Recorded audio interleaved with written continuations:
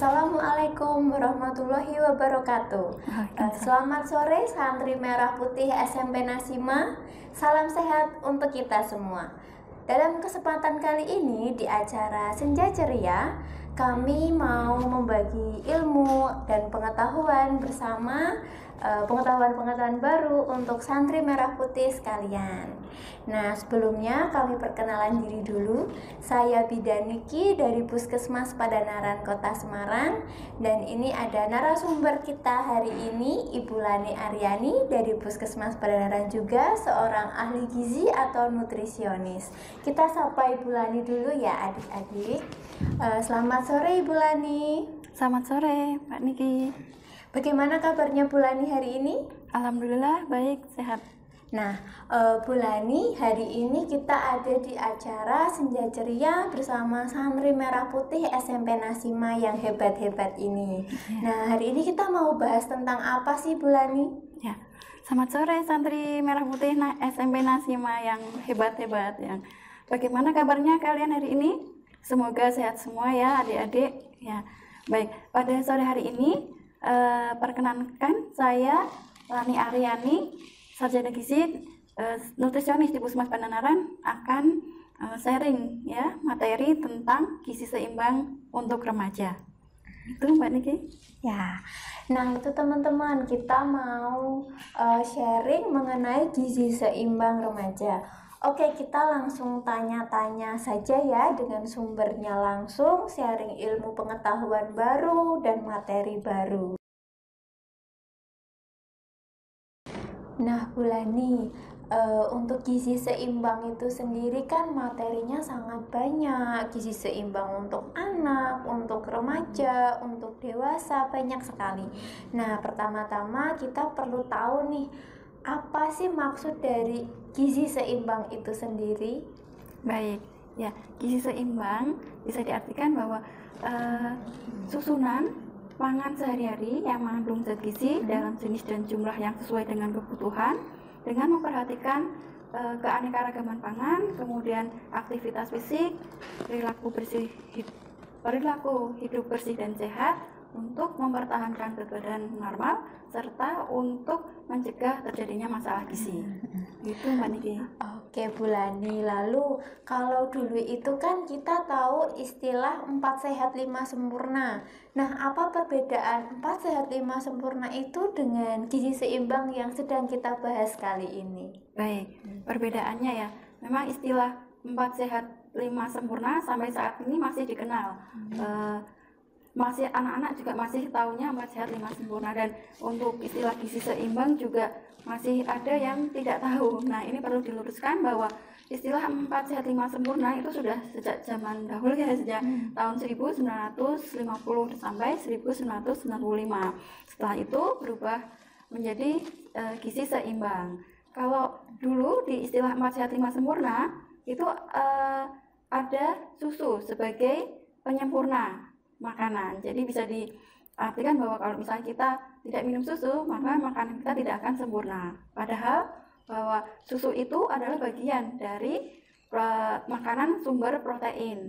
Sedangkan sumber protein itu tidak hanya pada susu, tapi bisa kita dapatkan dari sumber lain seperti lauk pauk.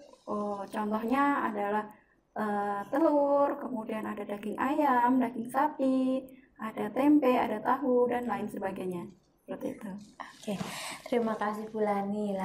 Lalu ada juga 4 pilar dalam gizi seimbang, yang kalau pilar kan menguatkan ya. Jadi 4 pilar ini menguatkan maksud dan tujuan dari gizi seimbang itu. Nah, mungkin bisa dijelaskan juga apa saja 4 pilar dalam gizi seimbang itu? Baik, ya.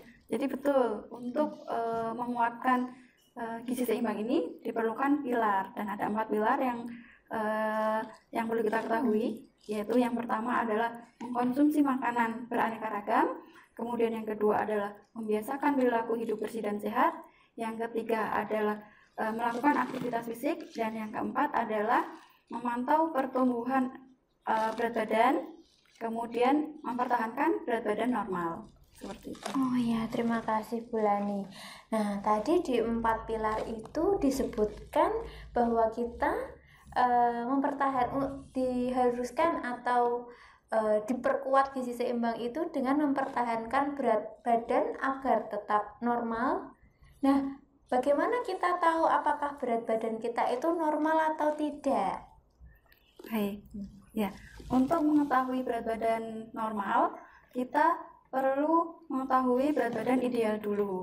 Berat badan ideal itu bisa kita cari dengan menggunakan rumus tinggi badan dikurangi 100 dikalikan 90%, atau tinggi badan dikurangi 100 kemudian dikurangi 10% dari hasil tersebut. Seperti itu. Terima kasih Bu Lani penjelasannya. Nah, tadi di penjelasannya Bu Lani disebutkan di 4 pilar gizi seimbang tadi antara lain mempertahankan berat tubuh normal. Nah, bagaimana kita tahu berat badan kita itu normal atau tidak? Baik, ya, untuk mengetahui berat badan kita normal atau tidak, kita bisa menghitung dengan rumus. Nah, rumusnya ini sesuai dengan berat badan ideal dulu. Berat badan ideal itu bisa kita cari dengan menghitung tinggi badan dikurangi 100 kemudian dikalikan 90%, atau bisa juga dengan menghitung tinggi badan dikurangi 100 kemudian dikurangi 10% dari hasil tersebut. Nah, untuk mengetahui berat badan kita normal atau tidak, kita ambil 10-20% dari hasil tadi antara atas dan bawahnya. Gitu.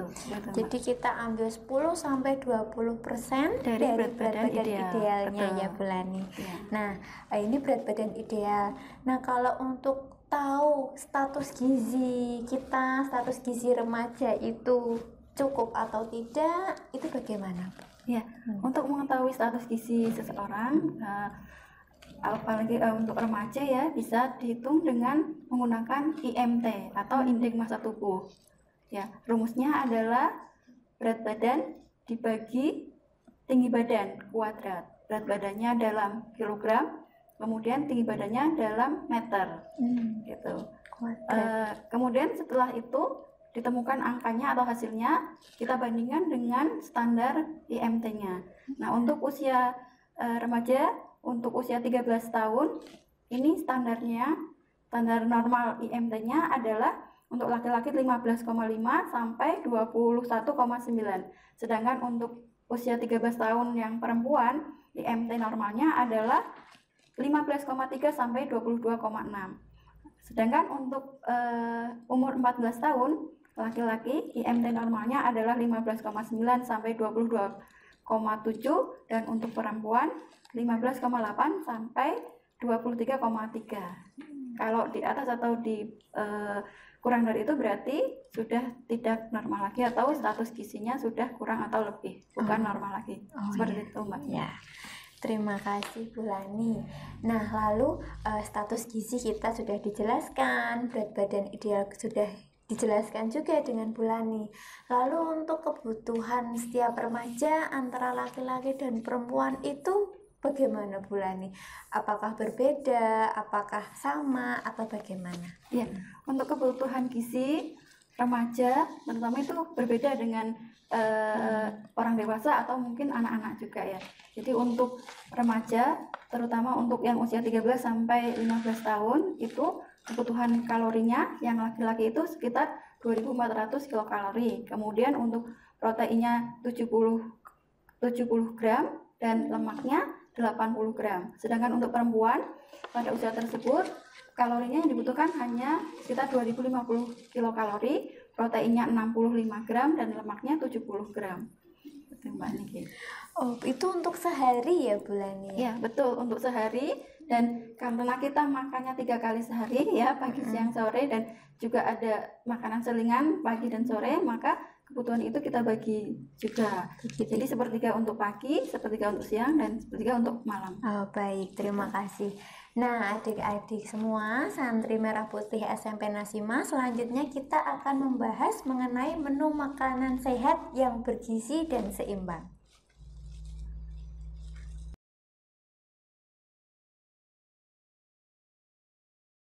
Kembali bersama kita ya teman-teman semuanya. Nah, kita melanjutkan pembahasan kita tadi mengenai menu makanan sehat dan bergizi seimbang. Nah, Bu Lani mungkin bisa mencontohkan 1 atau 2 menu untuk makan pagi atau makan siang atau makan malam yang seimbang dan bergizi bergizi. Ya, terima kasih. Nih, jadi adik-adik bisa lihat di sini ya, ini contoh menu gizi seimbang.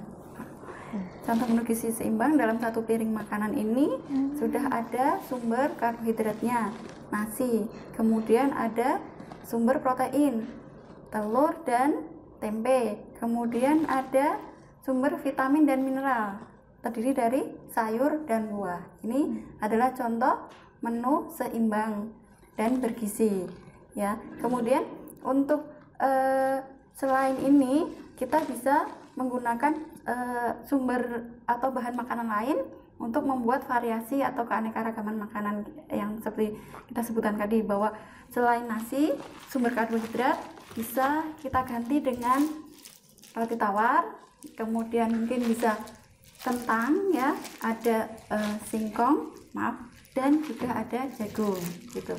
Kemudian untuk lauk hewaninya, selain telur kita bisa mengganti dengan ikan, kemudian ada ayam. Ini adalah porsi untuk 1 kali makan atau 1 porsi. Ukurannya seperti ini. Jadi ikan 1 potong gini, kemudian untuk ayam 1 potong atau 1 porsinya sebesar ini. Kemudian ini ini adalah daging. Jadi daging itu lebih kecil ya daripada ayam. Kenapa? Karena kalau ayam ini kan ada tulangnya ya, jadi lebih besar. Kalau daging kan hanya daging aja. Jadi sebenarnya yang dibutuhkan dalam 1 kali makan itu hanya sebesar ini. Kemudian untuk tempe dan tahu, 1 porsinya tempe ini dan tahu segini. Ini sudah cukup untuk memenuhi 1 porsi makan. Nah, kemudian sayur di sini sudah bagus ada dicampur ya. Sayurnya ada wortel, ada kol, ada daun bawang.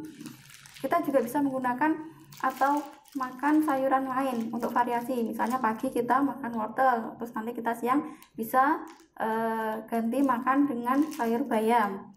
Nah, yang dibutuhkan untuk 1 porsi itu adalah 100 gram. 100 gram itu bayam segini ya. Nah, adik-adik kemudian mungkin malam bisa terong atau mungkin bisa labu siam seperti itu. Dan yang sumber vitamin mineral yang lain bisa dari buah-buahan.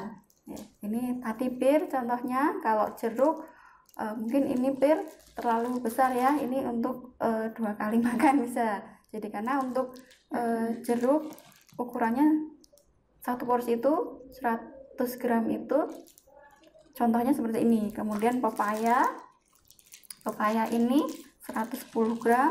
Kemudian ini semangka. Kalau misalnya pisang itu 1 biji atau 1 buah seperti ini. Dan kalau alpukat itu contohnya 1 porsi itu 60 gram, hanya separuh potong gitu. Jadi sebenarnya makanan yang kita butuhkan kalau sudah jadi itu tidak terlalu banyak, tapi sudah mencukupi kebutuhan yang kita butuhkan. Begitu Mbak Niki. Baik, berarti adik-adik juga sudah jelas ya. Jadi makanan yang tidak terlalu sedikit atau tidak terlalu banyak, tapi mengandung gizi yang cukup, seimbang, nah itu yang baik. Nah, selanjutnya kita akan membahas mengenai masalah-masalah yang sering terjadi pada remaja, terutama masalah-masalah gizinya dan penyebabnya apa saja. Kembali lagi bersama kita ya, adik-adik santri Merah Putih SMP Nasima. Kita lanjutkan. Tadi kita sudah membahas mengenai menu makanan, mengenai kebutuhan gizi, pilar gizi seimbang, dan sebagainya. Nah, sekarang masalah-masalah gizi yang sering terjadi pada remaja itu sepertinya ada ya Bu Lani ya? Iya, betul. Oh, ada. Dan penyebabnya karena apa saja? Mungkin bisa dijelaskan? Silahkan Bu Lani. Ya, terima kasih. Untuk masalah gizi pada remaja itu banyak ya. Antara lain adalah masalah gizi kurang atau gizi lebih atau obesitas. Gizi kurang itu bisa jadi gizi buruk, gizi lebih atau obesitas, kemudian juga ada anemia atau kurang darah. Selain itu juga ada stunting gitu. Stunting. Iya. Stunting itu apa ya Bu Lani? Mungkin bisa dijelaskan biar adik-adik juga jelas juga. Ya, stunting itu kalau kita biasa sebut di masyarakat umum itu stunting adalah pendek ya. Jadi tapi sebenarnya stunting itu adalah keadaan tubuh di mana tinggi badan dibandingkan dengan umur tidak sesuai dengan normalnya, dan ini disebabkan karena kekurangan zat gizi dalam waktu yang lama atau kronis. Dan stunting ini juga bisa menyebabkan volume otak itu berkurang atau lebih sedikit dibandingkan yang normal. Nah, inilah yang menyebabkan balita tersebut itu menjadi terhambat atau pertumbuhannya jadi terganggu. Gitu. Ya. Berarti stunting bisa dipengaruhi dari sejak kecil ya, dari sejak bayi. Betul. Apakah bayi itu mendapat ASI yang cukup, lalu selama masa pertumbuhan perkembangannya mendapat gizi yang baik, nanti akan terlihat di usia semakin banyak usia ya Bu Lani. Betul. Usia remaja, usia dewasa akan terlihat ya. Betul. Dan dampak stunting ini sangat hebat sekali ya. Jadi untuk anak yang menderita stunting ini, karena tadi terhambat pertumbuhan dan perkembangannya, volume otaknya juga berkurang, nanti akan menyebabkan kecerdasannya juga berkurang. Nah, kalau kecerdasannya sudah berkurang, tentu ketika belajar atau ketika sekolah itu untuk menerima pelajaran juga akan sulit gitu. Nah, selanjutnya apabila dalam menerima pelajaran terhambat, tentu nanti setelah dewasanya untuk mencari pekerjaan itu juga akan menjadi susah ya. Nah, itulah nanti mungkin ada istilah masa depan suram. Nah, penyebabnya antara lain adalah karena stunting. Kalau sudah masa depannya suram, banyak terjadi seperti itu, bagaimana negara kita akan menjadi berkembang dan maju apabila masyarakatnya masih banyak yang stunting seperti itu. Berarti stunting itu harus diperhatikan dari ibu sejak hamil, memperhatikan bayinya, balita sampai pertumbuhan perkembangannya mencapai remaja dan dewasa ya Bu Lani ya. Nah, lalu tadi saya dengar juga untuk masalah gizi pada remaja ada juga anemia. Berarti remaja itu juga rentan terkena anemia ya Bu ya? Betul. Anemia itu atau kurang darah ya, yang biasa kita sebut itu sangat banyak terdapat pada remaja, terutama adalah remaja putri gitu. Mengapa? Karena remaja putri ini setiap bulan kan haid ya, atau mengalami menstruasi, mengeluarkan darah yang banyak. Karena itu sangat risiko terhadap kekurangan darah ini. Dan penyebab yang lain adalah karena pola makan yang salah atau yang tidak sesuai dengan gizi seimbang. Misalnya kurang makan sayur, kurang makan lauk, kemudian mungkin ada pola hidup yang pengen langsing, pengen diet untuk remaja putri. Nah, itu bisa menyebabkan remaja itu menjadi anemia atau kurang darah. Gitu. Ya. Berarti untuk anemia lebih besar ke remaja putri. Betul. Tapi kalau ke remaja putra bisa juga tidak Bu Lani itu kalau terkena anemia juga? Iya, remaja putra juga bisa beresiko terhadap anemia. Ya tentu saja kalau pola makannya tidak sesuai dengan yang gizi seimbang yang kita bahas tadi. Misalnya remaja putra itu pilih-pilih makanan ya, tidak suka sayur, tidak suka mungkin lauk, kemudian lebih sering jajan gitu. Itu akan terkena juga, bisa terkena anemia juga seperti itu. Lalu nih Bu Lani, biar remaja tahu anemia itu seperti apa, tanda gejalanya seperti apa, biar menyadari jangan sampai terkena anemia itu seperti apa. Mungkin bisa ada tips-tipsnya. Oh ya, jadi kurang darah atau anemia ini ditandai dengan 5L. 5L itu ada letih, lunglai, lesu, lalai, ya, dan lemah gitu. Kemudian selain itu juga ditandai dengan sering pusing, kemudian malas belajar, ngantuan, dan ciri-cirinya apabila kita melihat kelopak mata, ya, yang bawah ini akan terlihat pucat gitu. Kemudian juga apabila kita tes, kita tekan kuku, kita tekan gitu, kemudian kembali ke warna merah itu lama, itu bisa menjadi ciri-ciri bahwa remaja putri itu anemia atau kurang darah gitu. Ya. Berarti adik-adik di rumah bisa tes sendiri juga, bisa menekan kukunya. Apakah kembalinya ke warna merah itu lama atau tidak, bisa dicek di situ, atau dengan berkaca melihat di ini mata, bagian bawah mata. Kalau terlihat pucat berarti kemungkinan ada anemia atau terkena anemia. Nah, Bulani, ada tidak sih untuk cara-cara untuk mencegah agar tidak terkena anemia, agar mengurangi resiko terjadi anemia pada remaja? Ya, baik. Untuk mencegah atau mengurangi resiko terhadap penyakit anemia atau kurang darah ini, kita bisa melakukan beberapa hal, antara lain yaitu mengkonsumsi makanan yang dengan gizi seimbang. Kemudian yang kedua adalah dengan mengkonsumsi tablet tambah darah. Nah, makanan seimbang ini ada beberapa bahan makanan yang mengandung zat besi yang tinggi untuk mencegah anemia ini, antara lain yaitu seperti hati ayam, hati sapi, kemudian ada telur, ya, kemudian dari sayuran hijau seperti bayam, sawi, dan juga dari sumber kacang-kacangan seperti itu. Kemudian untuk tablet tambah darah ini juga ada dosisnya. Tablet tambah darah ini diminum untuk pencegahan seminggu sekali, setiap minggu 1 kali, khususnya untuk remaja putri supaya terhindar dari anemia. Seperti itu, Mbak. Okay. Berarti tablet tambah darah ini pengaruhnya cukup besar nih, Bulani, untuk remaja putri khususnya. Nah, apakah ada cara untuk minumnya, cara khususnya, atau sama dengan obat-obat atau vitamin lainnya?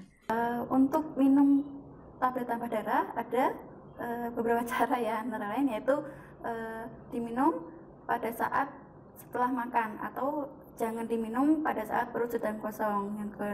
Yang kedua adalah minum dengan air putih, atau yang lebih bagus lagi diminum dengan sumber vitamin C seperti jus jeruk, jus jambu, atau buah yang lain, ya. Kemudian yang ketiga adalah jangan minum tablet tambah darah beserta atau dengan teh, kopi, kemudian susu. Itu tidak boleh atau dilarang karena akan menghambat penyerapan zat besi tersebut. Nah, kemudian dosisnya tadi disebutkan bahwa minum tablet tambah darah ini khusus untuk perempuan atau remaja putri dianjurkan 1 kali seminggu secara rutin. Begitu, Mbak Niki. Ya. Berarti untuk remaja putri bisa minum 1 tablet dalam seminggu, itu saat tidak menstruasi atau saat menstruasi, ya. Bulani? Baik dalam saat menstruasi maupun tidak menstruasi, untuk pencegahan diminum 1 tablet setiap 1 minggu sekali. Ya, berarti adik-adik juga paham, ya. Jadi untuk remaja putri paling tidak dalam sebulan minum 4 tablet karena diminum 1 minggu sekali. Jangan lupa diminum setelah makan dengan air putih atau air jeruk atau buah atau makanan yang mengandung vitamin C. Dilarang minum dengan teh, kopi, dan susu, ya, Bulani, ya. Nah, itu adik-adik santri Merah Putih SMP Nasima. Gimana perasaannya? Seneng, ya? Kita sudah sharing berbagai macam ilmu, berbagai pengetahuan baru dengan narasumber langsung, ahli gizi dari Puskesmas Pandanaran. Kami harap semoga info-info pengetahuan yang kami berikan sore ini di acara Senja Ceria bisa bermanfaat bagi adik-adik sekalian di rumah. Nah, juga selain bermanfaat untuk teori atau materi, juga bisa bermanfaat diaplikasikan dalam kehidupan sehari-hari. Jadi adik-adik bisa makan dengan lebih baik, dengan bergizi, seimbang, penuh gizi agar apa? Agar nanti sekolah berjalan dengan lancar, lalu membuat lebih cerdas atau tidak ngantuk mungkin ya, karena terhindar dari anemia juga. Nah, gitu sih ya Bu Lani ya. Mungkin Bu Lani ada pesan untuk adik-adik juga di rumah? Ya, baik. Terima kasih untuk santri Merah Putih SMP Nasima. Saya bisa berpesan bahwa jangan lupa untuk selalu sarapan pagi. Kemudian makanlah makanan yang bergizi seimbang. Ya, kemudian pantau berat badan secara rutin. Kemudian melakukan aktivitas secara teratur. Okay. Hindari merokok. Ya. Kemudian makanlah makanan yang dengan gizi seimbang tadi. Semoga kita semua selalu dalam keadaan sehat semua. Amin. Okay. Kami mohon maaf jika ada tutur kata atau perkataan kami yang kurang berkenan. Selebihnya terima kasih Bu Lani sebagai narasumber juga pada hari ini. Kami undur diri. Wassalamualaikum warahmatullahi wabarakatuh.